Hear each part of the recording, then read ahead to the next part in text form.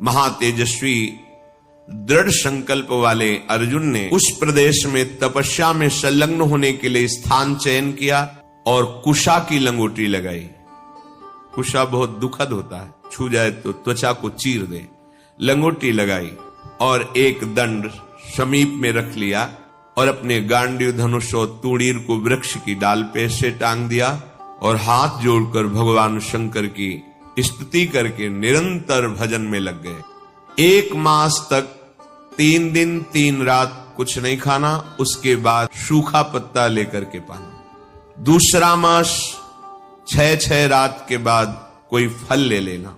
तीसरा महीना 15 दिन 15 रात व्यतीत होने के बाद एक बार कुछ फल ले लेना। चौथे महीने में केवल जल पीकर रहना, फिर जल भी छोड़कर केवल वायु श्वास बस। अंतर महादेव जी के चिंतन में निमग्न, दोनों भुजाएं उठाए हुए, कोई सहारा नहीं, पैर के अंगूठे के अग्रभाग पर खड़े होकर के भगवान शिव के मंत्र का जप करते हुए आकाश की तरफ दृष्टि रखे हुए एकाग्र चित्त से उपासना कर रहे हैं। तदनंतर अर्जुन की भयंकर तपस्या को देख करके वहां रहने वाले जितने ब्रह्म ऋषि थे सब भगवान पिनाक पाणी महादेव जी के समीप गए और महादेव जी को प्रणाम करके कहा, देवाधिदेव, अर्जुन आपके लिए महान तपस्या से युक्त होकर के उपासना कर रहे हैं।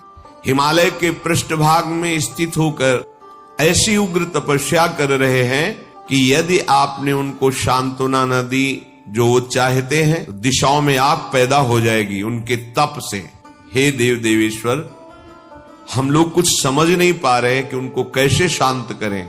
वे अपनी तपस्या का संताप प्रकट कर रहे हैं। हम महर्षि जन चिंतित हैं कि यदि वो ऐसी तपस्या में रहे तो आग पैदा हो जाएगी।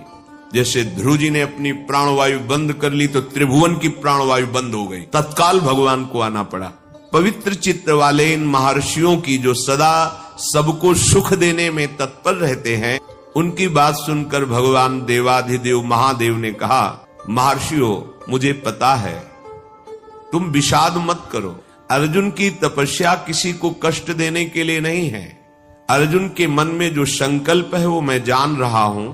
वो किसी लोकांतर के भोग की इच्छा से तपस्या नहीं कर रहे हैं। उन्हें जो पाना है वो मैं प्रदान करूंगा। तुम सब शांत चित्त होकर अपने अपने भजन में लगो जाकर। भगवान शंकर का ये वचन सुनकर जितने ब्रह्मर्षि आए हुए थे सब प्रणाम करके अपनी अपनी कुटिया को गए। उन महात्माओं के चले जाने के बाद सर्व पापहारी पिनाक पाणी देवाधिदेव भगवान शंकर किरात वेश धारण किया, दिव्य कांति, धनुष बाण धारण किए हुए, मृग चर्म धारण किए हुए, और भगवती उमा भी उसी भेष में साथ में, और साथ में उमा के साथ बहुत सी देवियां और महादेव जी के साथ उनके गण, पर सब किरात वेश में। जे ही भगवान शिव इस वेश में वन में प्रवेश किए तो सारा वन शांत हो गया। खग मृग पशु पंछी वायु जल सबका कोलाहल शांत हो गया, आवाज बंद। एक घुरघुराहट सुनाई दी उस अर्जुन को। आकाश दृष्टि करके मंत्र जप कर रहे थे, दृष्टि घुमाई तो देखा एक विशाल सुअर उनको मारने के लिए तीव्र गति से आ रहा है।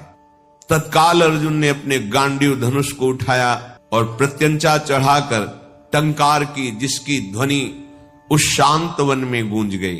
अर्जुन ने कहा, ऐ शुकर, मैं तपस्या में लगा हूं, किसी को कष्ट नहीं दे रहा हूं, फिर भी मुझे मारना पड़ेगा, क्योंकि तू बिना अपराध के मुझे मारने के लिए आ रहा है। सुदृढ़ धनुष वाले अर्जुन को प्रहार के लिए उद्यत देखकर किरात रूपधारी भगवान शिव ने सहसा रोका। ऐ वीर, इस शूकर को मैंने पहले शिकार रूप में निश्चित कर लिया है, तुम अपना बाण मत चला देना। परंतु अर्जुन ने किरात के वचन की अवहेलना करके तत्काल भयंकर बाण के द्वारा उस शूकर को बेध दिया। जैसे अर्जुन का बाण वैसे ही किरात वेशधारी भगवान शिव का बाण भी उसी जगह लगा। दोनों के छोड़े हुए बाण से सुवर्ण रूप त्याग करके मूक दानों विशाल पर्वत की तरह वो अपने असली स्वरूप में आकर प्राण त्याग कर गिर पड़ा।